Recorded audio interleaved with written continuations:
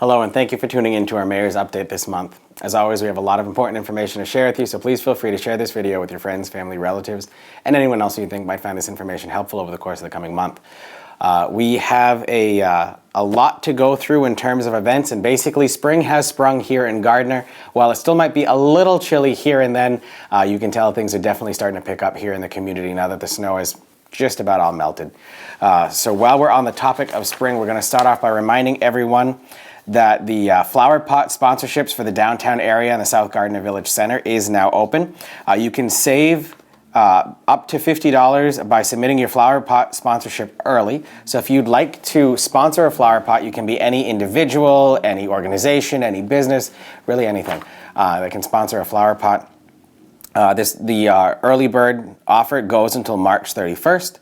The 30-inch flower pots are $150 to sponsor, or they'll go up to $200 after March 31st. You can contact Katie Jablonski in my office at 978-630-1490 or kjablonski at gardner-ma.gov, Jablonski.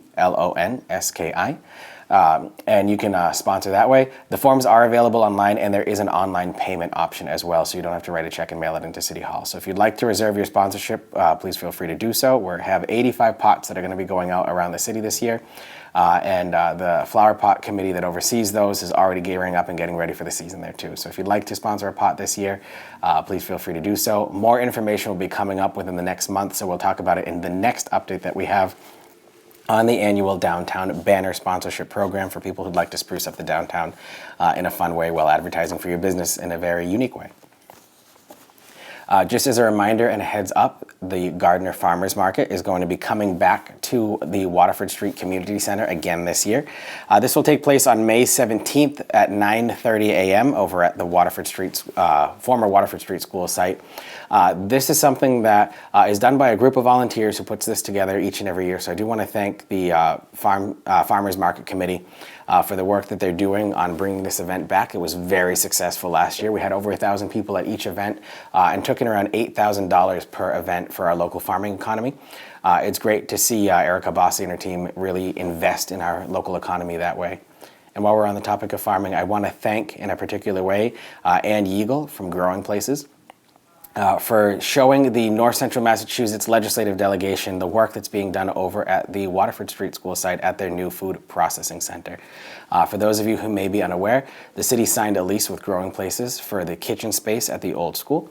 What they are doing in that space is purchasing produce from local farmers and doing light preparation work in terms of dicing carrots, slicing potatoes, making things cook ready, so that local school districts, including Gardner Public Schools, who they already have a contract with, can purchase locally grown produce to be used in their school lunch programs and other meal programs that the schools offer, so that our students have access to locally grown, high nutritious value produce and food in their school offerings there. So thank you very much to Ann Yeagle for being able to show off the great work that we're doing here in Gardner over at the new community center, and the work that your organization is doing in partnership with Gardner Public Schools and several other school districts in the area. It's really great to see us being able to set an example with something like this and really connect the dots that we're really missing that connection in our local economy between our food producers and our food processors and our food consumers in the end. It's really great to see that take off like that.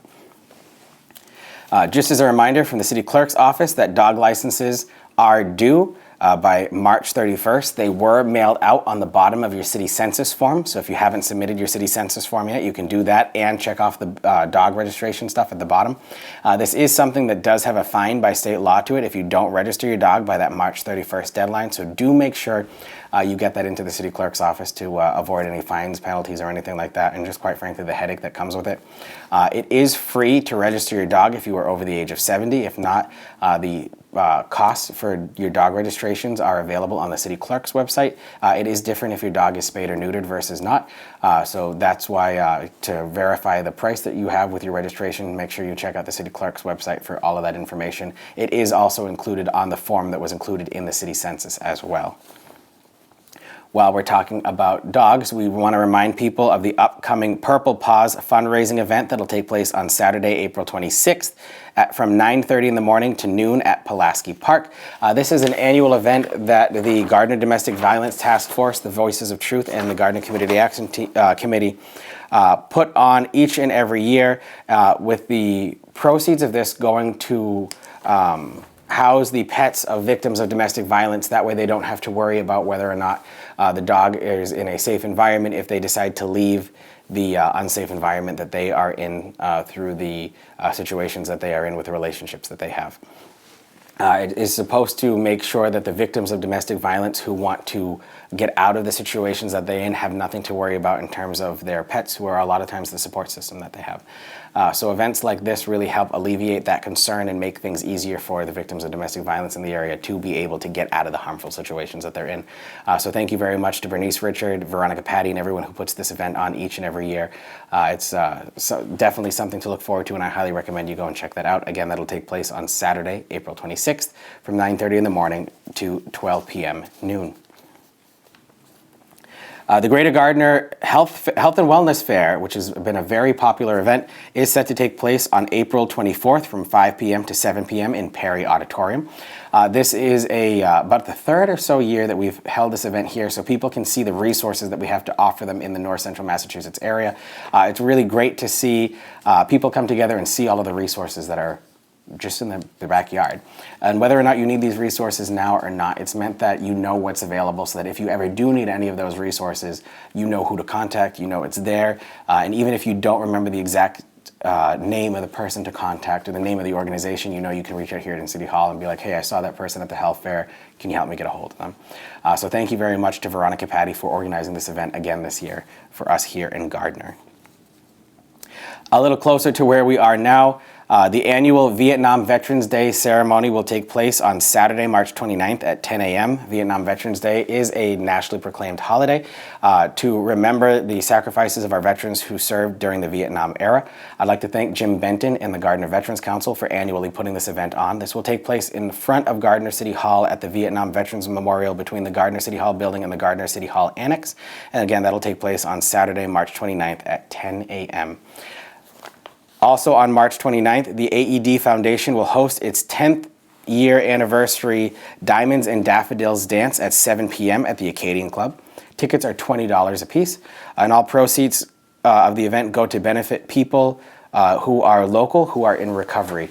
So if you see these flyers around the city on the different lampposts, that's what those are for. It's to celebrate the AED Foundation's 10th anniversary.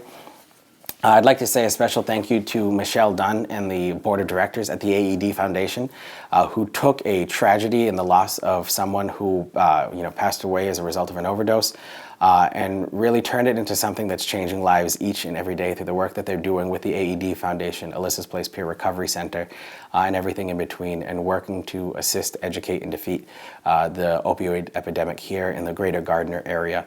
Alyssa's Place, the AED Foundation, and Gamma play a vital role when it comes to working to defeat the stigma of disease and addiction, working to combat the effects of the opioid epidemic, and working to help people who are in recovery to show that recovery is possible. So thank you very much to Michelle Dunn and everyone at the AED Foundation, and congratulations on your 10th anniversary. Again, those tickets are $20 a piece. Please check out the AED Foundation's website and social media platforms for more information on that event. The Gardner Fire Department has announced and would like us to remind everyone that even though we have received some rain and snow melt lately, that does not mean that we're close to catching up on the drought precipitation deficit that we had last fall. Now, that's very fancy to say that while things seem wet outside right now, we are still in a drought. So do be careful if you are having a burn for brush or things like that in the nature with your usual spring cleanup. We continue to be in a critical drought conditions across most of Massachusetts with no immediate end in sight based off current weather predictions that we're receiving from the Massachusetts Emergency Management Association. Our spring brush fire season is now open, but please just use extreme caution if you have any outside fires. We want to make sure we don't run into a situation like we saw last fall where there was a series of large brush fires from around the Commonwealth. We at least want to make sure that here in Gardner we don't deal with that. So brush season is open for open burning season. However, we're just asking people to use caution. when it comes to things like that, because we are still considered in a drought because of not so much the snow we had now. Yes, everything is melted. Yes, we've had rain, but we haven't caught up from the rain we should have gotten last fall still. So just be careful with your outdoor burning. In April, we'll also start the new year of yard waste pickup for curbside collections. Yard waste pickup is on your regular trash collection day during the first full week of the month from April through October. In November, there are 2 weeks of yard waste pickup, and the first full week and third week of the month for the month of April. However, the month of November. So we've got 2 weeks in November, the first week of the month for everything else from April through October. And the first week of yard waste collection for April, which is coming up, will be April 8th through 11th. So if your trash day is on Tuesday, you can put your yard waste out on Tuesday, and that'll be the day that they'll come and take your yard waste from you there. So it's always on the same day as your trash collection, so you can remember it that way on the first week of the month. So again, our first week of the new 2025 year for trash collection will be April 8th through 11th on your regular trash day. I want to say congratulations to 2 local businesses that have recently opened their doors here in Gardner. Victoria Coffee has opened their doors over at the old Velvet Goose location. They had originally planned for a location over on Parker Street, but decided to change things up a little bit, and they're over at the old Main Street location for the Velvet Goose next to John's Sport Shop. It's great to see Colby and his team already starting just about a month in after their soft opening. They'll have their grand opening coming up in a little bit here, and we'll make sure to announce that on next month's update. But it's great to see a coffee shop downtown. While they're starting small and then we'll build from there, I highly recommend you check it out. It's coffee for a very reasonable price and with a great taste as well too. So thank you very much to Colby and his team. I'd also like to say welcome to Artisans and More, a new artist co-op that opened up at the former site of Game Nights in downtown, also on Main Street near the Paramount Cafe. Artisans and More is a partnership where the storefront owner rents out shelves in their storefront to local artists to be able to display their art goods and what they've made.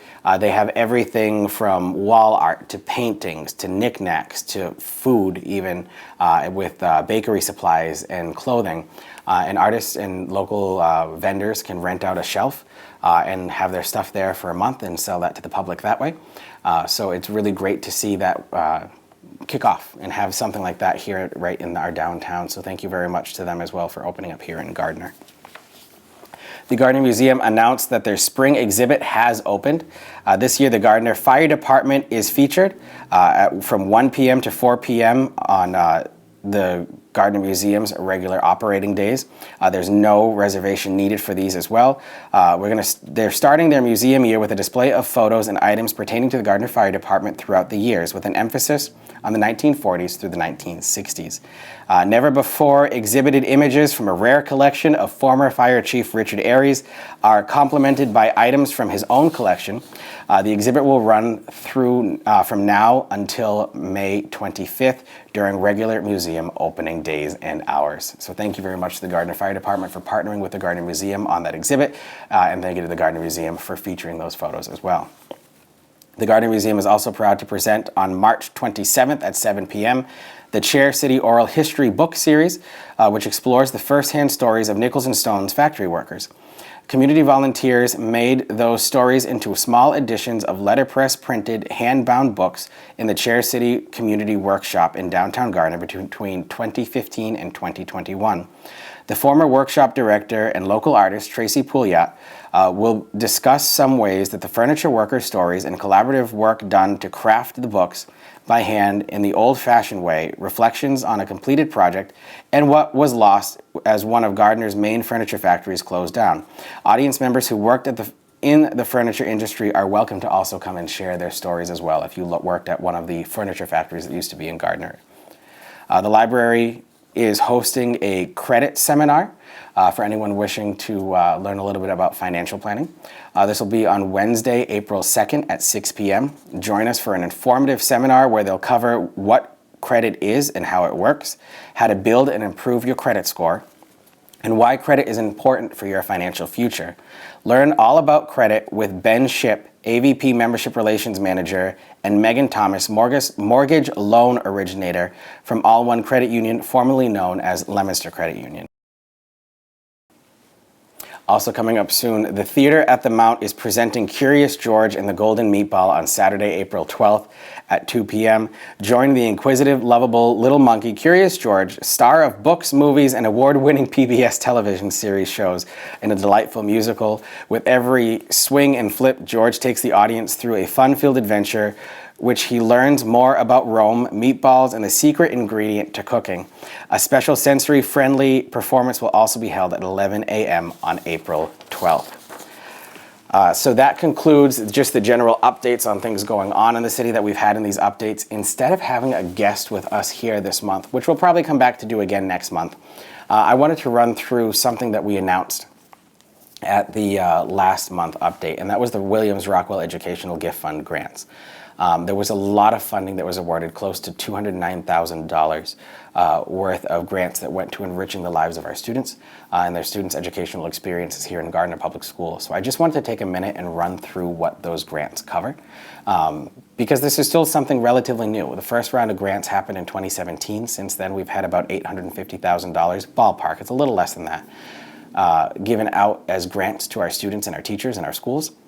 So to have something give that much back in such a short amount of time is really remarkable for us here in Gardner. So we're really lucky to have this. And I just want you to know what that money is going to. For Gardner Elementary School, about $3,800 was awarded to buy magnetic communication boards so that our students who are learning English, who come from non-English speaking homes, or our students who are nonverbal, have a way to communicate with the nurse's office and with the front office at Gardner Elementary School by either using magnets, by drawing things and things of that nature. That way they can communicate.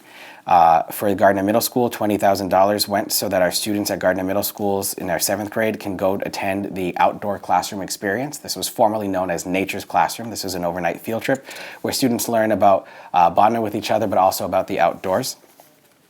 Gardner Middle School, just over $10,000 to purchase new theater microphones for the cafetorium at Gardner Middle School for their upcoming performance. Also at the Gardner Middle School, $2,000 went for our English language learner students, so students who are new to the United States or students who are just learning English at the high school and middle school level, so that they could go attend a Worcester Bravehearts baseball game down in Worcester and learn one of America's pastimes as they're learning about American culture in their classes. We're going to shoot over to the high school now. About $4,400 went to replacing equipment and furniture at the ceramics classroom over at Gardner High School. And $1,200 in addition to that went to purchasing mobile carts for the ceramics, and another $1,000 for a kiln shelf for the ceramics classroom. The other art classroom had about $600 for mobile storage bins. After school art supplies was about $300 at Gardner High School. That went to everything from water painting materials to knitting materials to things like that, so that students can learn different activities after school if they need to stay at school for a little bit before they're able to go home due to whatever situations that they have in terms of their transportation.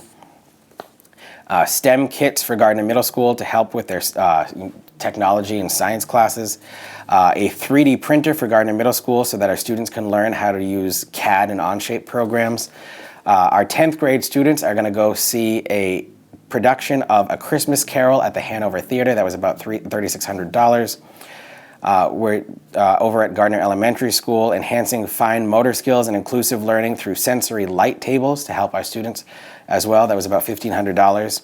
$10,000 to cover the remaining portion to eliminate school user fees for the upcoming year that weren't covered in our Community Development Block Grant program. $4,000 went to Gardner High School to purchase DJ equipment. The reason for that is that several of our classes use school dances as a fundraiser for their activities. However, a lot of the money that is fundraised then goes to pay the DJ for the event. By purchasing this equipment, they've now made it so that a Gardner High School staff member can play music for the dance rather than going out and hiring a DJ. And so the money that the students raise as a dance can actually go back to the students more than reducing the expenses and upfront overhead costs that those fundraisers used to have. If you saw the Gardner High School's production of Fiddler on the Roof this last week, you probably heard that there were new microphones that were purchased for the show. About $10,000 went to buying brand new microphones for Landry Auditorium at Gardner High School for our students who are performing over there. The Gardner High School Band received a bunch of grants as well, with new drumline harnesses, bass drum stands, and raincoat uniforms for the marching band. For the third year in a row, we funded the Smile Project. That's where artist Bren Bataclan is coming into Gardner Elementary School to paint a mural and teach a lesson to our students based off of the drawings that they include. Their drawings are then painted on the wall in a mural by Mr. Bataclan. And there's always a theme that goes with that, and that's the lesson that the students learn. Intramural fitness and recreation activities over at Gardner Academy for Learning and Technology was about $2,500. A joint peer mediation initiative in which students' ability to constructively resolve conflicts and contribute more to a supportive school learning environment between Gardner High School and Gardner Middle School through learning the skills of mediation, negotiation, and communication skills. That program of about $3,000 was put forward as a partnership between Gardner High School and Gardner Middle School to help with our students in that communication style. The Gardner Middle School band got 60 new music stands for about $5,000. Gardner Elementary School got a book repair machine that helps fix the spines of old books to make sure that they last longer and have a longer life. Some of you may remember last year we purchased, for lack of a better term, baby robots in the Real Care Baby program for our Gardner High School health classes, where students for a couple of weeks take a animatronic baby home and learn how to take care of children that way. We purchased the remaining accessories for that program for just over $600.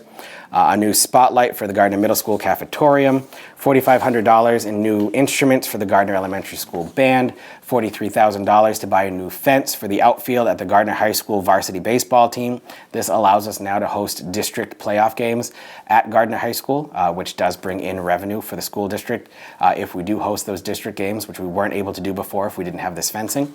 The fencing is also movable and has wheels on it so that we can use it for different events. We can use it for different programming that the school department has in terms of fencing off different locations, or if there's events out like the Night Out, National Night Out and everything that we do there. But it also allows the fields to still be used for the different sports that use it. So for instance, in the fall, that portion of the field is actually a soccer field. So it doesn't have to permanently stay and take away from one sport to give to another. So it actually helps enhance the field more than anything.